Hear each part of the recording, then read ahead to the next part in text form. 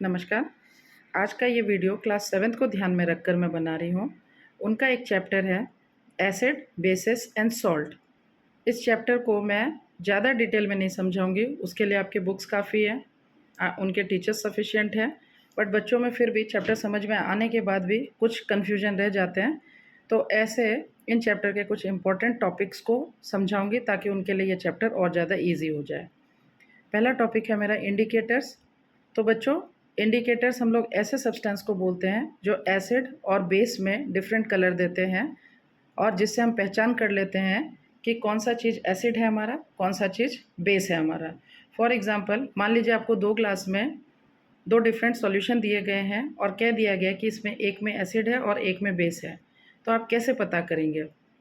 आप उसको टेस्ट करके बिल्कुल पता नहीं कर सकते, क्योंकि एसिड और बेस दोनों ही अगर बहुत स्ट्रॉन्ग एसिड है, बहुत स्ट्रॉन्ग बेस है, तो ये हाईली कोरोसिव हो सकता है, हमारे सिस्टम को ये जला सकता है। कोरोसिव का मतलब जलाने वाला। किसी कपड़े पे अगर गिर जाए तो कपड़े को जला दे, किसी स्किन पे गिर जाए तो स्किन को जला दे, तो हम उसको पी के तो बिल्कुल टेस्ट नहीं करेंगे। इसके लिए हम लोग जिन सब्सटेंस का इस्तेमाल करेंगे उन सब्सटेंस को हम लोग कहते हैं इंडिकेटर्स। तो आपके सिलेबस में इंडिकेटर में एक हमारा दिया है लिटमस। तो लिटमस मार्केट में पेपर के फॉर्म में मिलते हैं, blue litmus and red litmus. B for blue, B for base. याद रखना है आपको कि red litmus changes to blue litmus in basic solution, and जो रह गया यानी ब्लू टू रेड जो है वो एसिडिक सॉल्यूशन में होता है। और ये क्वेश्चन अक्सर ही आता है फिलिप्स के फॉर्म में, in acid litmus changes to dash to dash. तो आपका आंसर होगा एसिड अगर मैंने बोला है तो base to red, blue to red, और अगर बेस मैंने बोला है तो रेड टू ब्लू। इसके बाद चैप्टर में ये भी लिखा गया, एक्स्ट्रा कई बार फैक्ट्स में लिखे होते हैं कि लिटमस किससे बनाया जाता है? लाइकन से बनाया जाता है, जिसको कुछ बच्चे लिचन्स भी प्रोनाउंस करते हैं, LICHENS। तो व्हाट इज़ लाइकन, ये भी कई बार क्वेश्चन आ जाता है। तो लाइकन जो है, जैसे हम लोग अपने आसपास सोसाइटी में कुछ ग्रुप्स बना के, किटी ग्रुप्स वगैरह बना के रखते हैं, वैसे ही लिविंग थिंग डिफरेंट जो है आपस में कुछ एसोसिएशन है इनके। तो ये जो लाइकन है हमारा, वो एल्गी और फंगी का सिम्बायोटिक एसोसिएशन है। सिम्बायोटिक एसोसिएशन का मतलब both the partner, both the organism are mutually benefited. Algae जो है फोटोसिंथेसिस कर रहा है और फंगस जो है एल्गी को mineral, water and protection provide कर रहा है, और इस तरीके से दोनों मिल करके एक सिंगल ऑर्गेनिज्म के रूप में एग्जिस्ट करते हैं। ऐसे ऑर्गेनिज्म को हम लोग लाइकन बोलते हैं। लाइकन बच्चों ने, पता नहीं सभी बच्चों ने देखा है नहीं देखा है, लेकिन पेरेंट्स ने ज़रूर देखा होगा अगर वो अपने बच्चों को समझाते हैं तो, कि कभी हिल स्टेशंस पे घूमने के लिए चले जाइए, या आपके एरिया में कोई डैम्प आपका बिल्डिंग वगैरह हो जो गीला, जहाँ पे वाटर लीकेज वगैरह बहुत ज़्यादा है, और इन दीवारों पे कई बार बहुत ही पैची सा ग्रीन ग्रीन जो है फॉर्मेशन हो जाता है। ये हमारा एल्गी हो सकता है, लाइकेंस भी हो सकते हैं, लेकिन मैं हिल्स की बात कर रही हूँ। जो वहाँ जो टॉल ट्रीज़ होते हैं, उन ट्रीज़ के ट्रंक पे बहुत ग्रीन ग्रीन पैची सा सब्सटेंस जो आपको देखने को मिल रहा है, दो सब्सटेंस आर एक्चुअली लाइकेंस, और इन्हीं लाइकेंस से हमारे बनते हैं लिटमस। और lichens are also known as pollution indicator, because ये लाइकेंस जो है, जिन एरिया में बहुत ज़्यादा पॉल्यूशन है, वहाँ पे ग्रो नहीं कर सकते, सर्वाइव नहीं कर सकते हैं। कि अगर मैं आप इस पे आपको केस बेस्ड एक क्वेश्चन पूछ लूँ कि वाई, कि दिल्ली एंड नैनीताल, इन दोनों प्लेस में से कहाँ पे लाइकन को सी करने की प्रोबेबिलिटी आपकी ज़्यादा है, तो हमारा आंसर जाएगा नैनीताल में। बिकॉज दिल्ली में हमारे बहुत ट्रैफिक है, सबको पता है, पॉपुलेशन बहुत ज़्यादा है, तो जो हाईली पॉल्यूटेड एरिया होगा वहाँ पे लाइकन ग्रो नहीं कर पाएगा, because they are sensitive to pollution. That is why lichens are known as pollution indicators. इसके अलावा ये तो क्लास 6th में हमारा हो गया, लाइकन दे रखा हुआ, 7th में लाइकन दे रखा हुआ है। अगर 10th के भी बच्चे इस वीडियो को देखेंगे तो उनके सिलेबस में 3 और इंडिकेटर्स लिखे हुए हैं, जिसको हम लोग एक मिथाइल ऑरेंज, फेनोप्थेलिन, और उसके अलावा भी हमारा लाइकन, फेनोप्थेलिन, मिथाइल ऑरेंज, ये 3 इंडिकेटर उनके सिलेबस में क्लास 10th में। लेकिन छोटे क्लासेस में ओनली लाइकन के बारे में दिया गया है। लेकिन नेचुरल इंडिकेटर दे रखा हुआ है क्लास 10th में भी और 7th में भी। नेचुरल इंडिकेटर क्या है? बच्चे अक्सर खाना वाना ले जाते हैं टिफ़िन, और अपने वाइट शर्ट पे टिफ़िन सब्जी वगैरह गिरा दिया, जिससे वाइट शर्ट थोड़ा सा हमारा येलोइश हो जाता है ड्यू टू हल्दी। तो अब इस वाइट शर्ट को अगर आप सोप से धो रहे हैं तो वो बिल्कुल रेडिश सा हो जाएगा। तो ये रेडिश क्यों अपेयर हुआ? बिकॉज ये जो हमारा टर्मरिक था वो बेस सॉल्यूशन में रेडिश कलर दे रहा है। तो turmeric in this way is natural indicator. इसके अलावा और भी बहुत सारे नेचुरल इंडिकेटर है, जैसे रेड कैबेज एक्सट्रैक्ट, यानी कि रेड कैबेज को पीस लीजिए आप मिक्सी में या फिर मैश कर सकते हैं तो, और उसका जो जूस निकल रहा है उसको एक्सट्रैक्ट कहते हैं। तो रेड कैबेज एक्सट्रैक्ट या चाइना रोज़, गूगल पे आप फ़ोटोज़ देख सकते हैं इसको। इमेजेस में गूगल पे सर्च में डाल दीजिए और इमेजेस क्लिक कीजिएगा, चाइना रोज़ आपको दिख जाएगा। आप सबने देखा होगा, बट हो सकता है कुछ को नाम ना पता हो इनका। तो China rose is also one of the natural indicator. तो इसमें ज़्यादा डिटेल में क्वेश्चन नहीं आते हैं कि चाइना रोज़ एसिड में क्या कलर देगा, बेस में क्या कलर देगा। अगर आपकी बुक में मेंशन है तो एज इट इज़ लर्न कर लीजिए, नहीं मेंशन है तो नो नीड टू वरी। इसके अलावा एक टर्म और है आपके बुक में, olfactory indicators. Olfactory is related to sense of smell, कि olfactory is a kind of nerve जो हमारे नोज़ में प्रेजेंट होते हैं, और कुछ चीज़ें ऐसी हैं जिसको अगर एसिड या बेस में प्लेस कर दिया जाए तो उसका स्मेल गायब हो सकता है या उसका स्मेल रिटेन कर सकता है। फॉर एग्जांपल, अनियन का अपना एक कैरेक्टरिस्टिक स्मेल होता है, और अनियन को अगर आप बेस में डालेंगे तो उसका स्मेल डिसअपेयर हो जाएगा। तो this means onion is an olfactory indicator. ऐसे वेनिला जो है उसको भी अगर बेस में हम लोग पुट करते हैं तो स्मेल उसका डिसअपेयर हो जाता है। तो मान लीजिए आपको ग्लास में 2 सॉल्यूशन दे रखा हुआ है, दोनों में आपने एक-एक प्याज डाल दिया और बाद में उन प्याज को निकाल कर के जिसमें से स्मेल आ रहा था वो हमारा एसिडिक सॉल्यूशन था, जिसमें स्मेल नहीं आ रहा वो हमारा बेसिक सॉल्यूशन हो गया।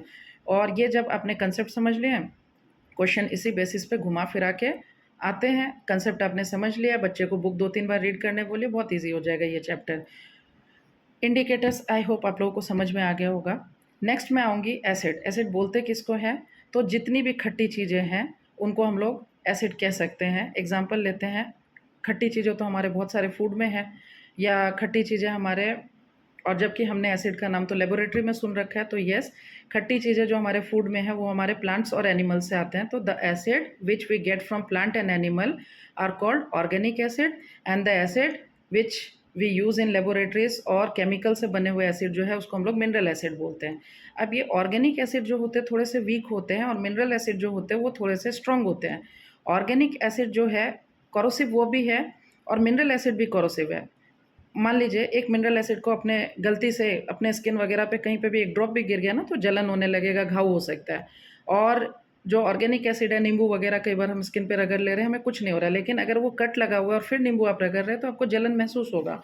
तो in this way we can conclude that कि ऑर्गेनिक एसिड भी कॉरोसिव होते हैं, but they are less corrosive than the mineral acid. यानी कि स्ट्रेंथ जो है मिनरल एसिड का, स्ट्रेंथ मतलब ताकत कह सकते हैं, पावर कह सकते हैं, strength of mineral acid is much more than the organic acid.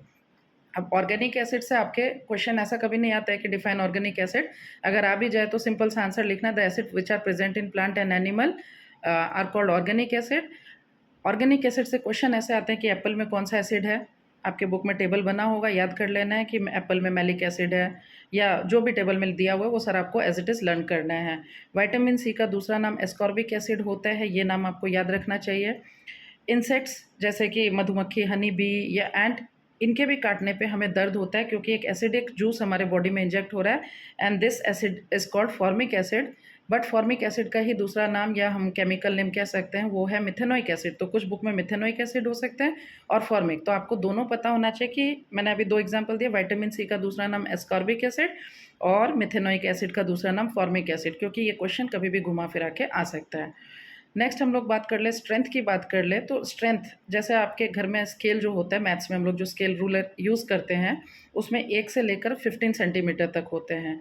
तो ऐसे ही एसिड का स्ट्रेंथ मेज़र करने के लिए जो हम लोग जिस स्केल को यूज़ करते हैं उसको हम लोग बोलते हैं पीएच स्केल। और पीएच स्केल में नंबरिंग होता है 0 से लेके 14 तक। अब 0 से लेकर के 6.9 तक अगर वैल्यू आ रही है नेचुरल इंडिकेटर के अंदर, कैसे आएगी वो बाद में मैं बताऊंगी।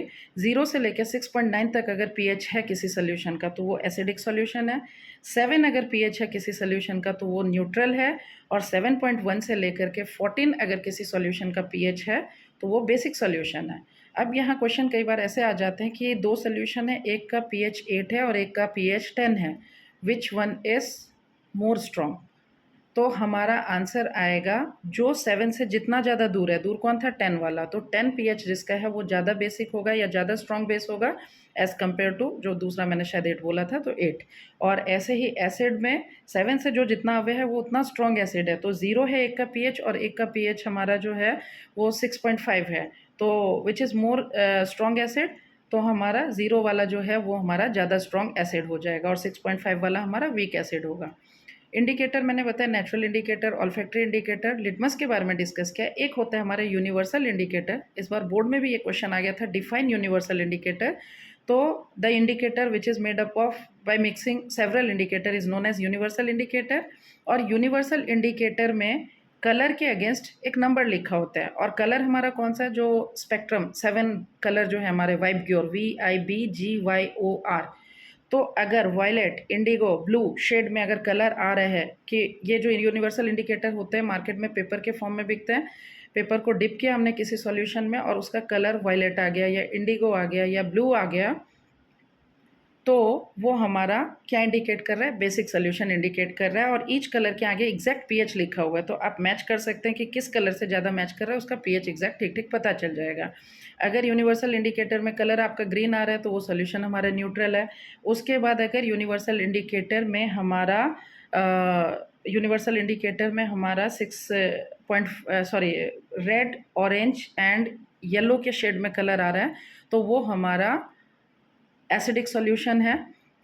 और ये हमारा ये यूनिवर्सल इंडिकेटर के बारे में मैंने रेंज बता दिया। और ये पीएच स्केल होता क्या है, पीएच स्केल हमारा जो है कॉन्सेंट्रेशन ऑफ हाइड्रोजन आयन। सबको पता होना चाहिए कि एसिड जो है किसी भी एसिड के अंदर हाइड्रोजन आयन होते ही हैं, जिसमें जितना ज़्यादा कॉन्सेंट्रेशन होगा हाइड्रोजन आयन का वो उतना ही